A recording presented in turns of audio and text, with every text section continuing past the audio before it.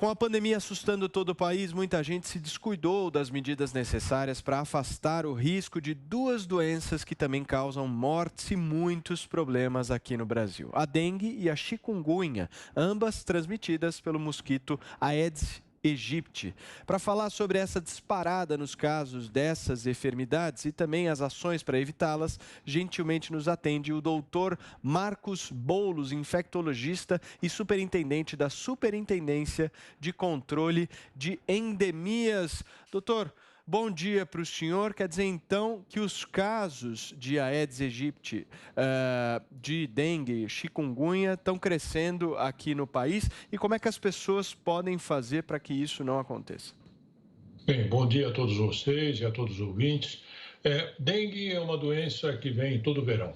Nós sabemos que teremos epidemias em todo o verão, porque é quando as doenças transmitidas por mosquitos, por vetores, elas costumam aumentar.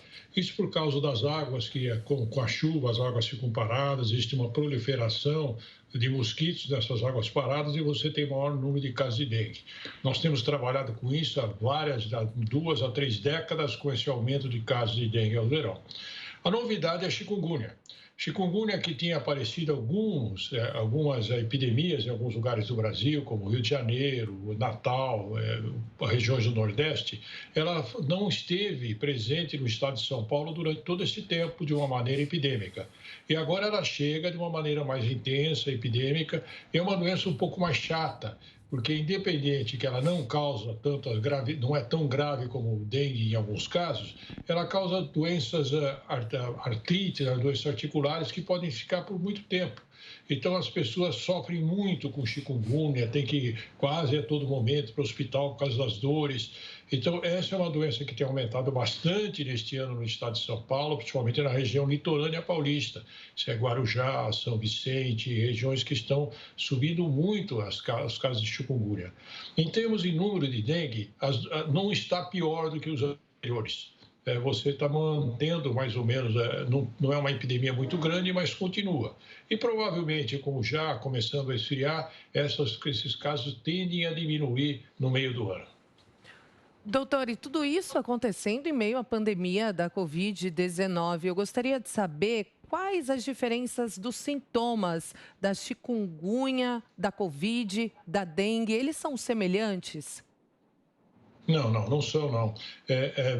A doença, a coronavírus, a infecção, a epidemia atual de coronavírus é uma doença respiratória, uma doença que transmite por vias aéreas, então as pessoas têm sintomas respiratórios fundamentalmente. Isso é falta de ar, é dor da respiração, pode ter dor de garganta, enquanto a questão das doenças transmitidas por vetores, dengue, chikungunya, elas têm fundamentalmente a febre, que é o mais intenso, e dores musculares, artrálgicas, e no caso de chikungunya caracteriza mais por dores articulares mais intensas, que acontece no dengue um pouquinho, mas a chikungunya ela fica mais intensa e por vezes ela cronifica.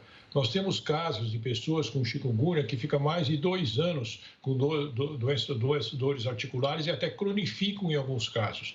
O dengue não, o dengue é uma doença que termina mais ou menos 7, 10, 14 dias, ela termina e pode ter gravidade ou não, mas ela vai embora, a chikungunya fica.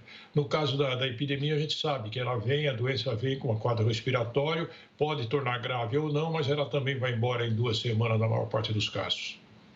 Muito bem, doutor, como é que a população que nos ouve e nos assiste através da Panflix pode se precaver em relação a essas duas doenças? Bem, o fundamental é você evitar a proliferação dos vetores do Aedes aegypti na nossa casa. 80% da transmissão ocorre dentro de casa, porque você tem focos de águas nos quintais, né, nas regiões, nas caixas d'água que estão destampadas, até nos ralos. Quando chove, às vezes você tem entupimento de calhas, isso faz com que você tenha a proliferação de mosquito e a doença acontece dentro de casa. É uma doença urbana, fundamentalmente, ao contrário da maior parte das doenças transmitidas por vetores, por mosquitos. Então, o mais importante é não deixarmos águas paradas dentro de casa, né? Dar uma olhada sempre se não tem um copo descartável, jogar jogada no quintal, se não tem um pneu que as crianças brincam no quintal, procurar, após uma chuva, dar uma checada no quintal se não ficou coleções de água, dar uma olhada na caixa d'água se está tampada, uma olhada para que você não tenha disponível águas paradas onde existe a proliferação do mosquito. Isso é o mais importante. Quando a doença vem, se vem a doença, você tem que tratar geralmente com sintomas, porque doença por vírus não tem um tratamento específico, você toma sintomáticos e em casos, quando a doença torna mais intensa, procurar um serviço hospitalar, um serviço médico que possa orientar.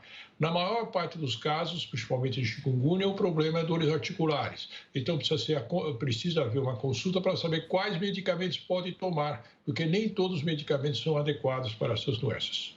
Doutor, e quem tiver dengue ou chikungunya pode tomar a vacina da Covid? Pode. Não deve tomar durante a infecção, principalmente se for a vacina da AstraZeneca, que você tem vetor viral, você inocula um vírus também na pessoa. A Coronavac não tem esse problema, mas a AstraZeneca tem. Então, deve esperar passar a doença, o quadro infeccioso, o quadro febril, e aí sim, depois de uma semana, não tem mais problema de tomar vacina. Doutor, o senhor acha que as autoridades, até por conta da pandemia, acabaram se descuidando dessas duas doenças? Hoje todo mundo ficou centrado nesses um ano e meio em termos da epidemia. Claramente você tem uma desatenção maior, até porque a própria imprensa não fica preocupada com outras coisas que nem o coronavírus, e geralmente vocês pautam muito das ações. Quando a imprensa notifica, aí você tem que dar uma resposta, a população fica mais informada. Então houve praticamente um esquecimento de tudo que acontece fora o coronavírus nesse ano e meio, desde o início praticamente do ano passado. Obviamente, o Serviço de Saúde continua trabalhando. A gente na SUSEM, que trabalha exatamente com essas doenças endêmicas, nós continuamos capacitando os agentes municipais para fazer o controle do Aedes.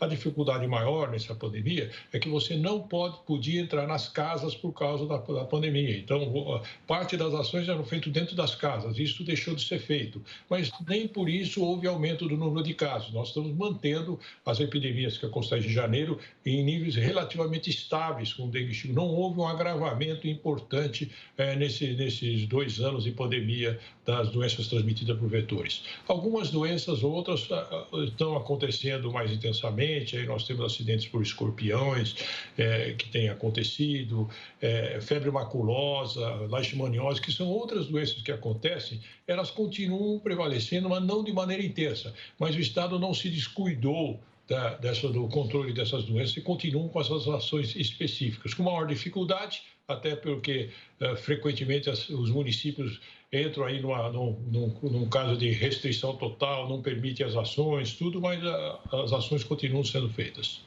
Muito bem, nós conversamos aqui no Jornal da Manhã com o doutor infectologista Marcos Boulos. Doutor, muitíssimo obrigado, bom dia.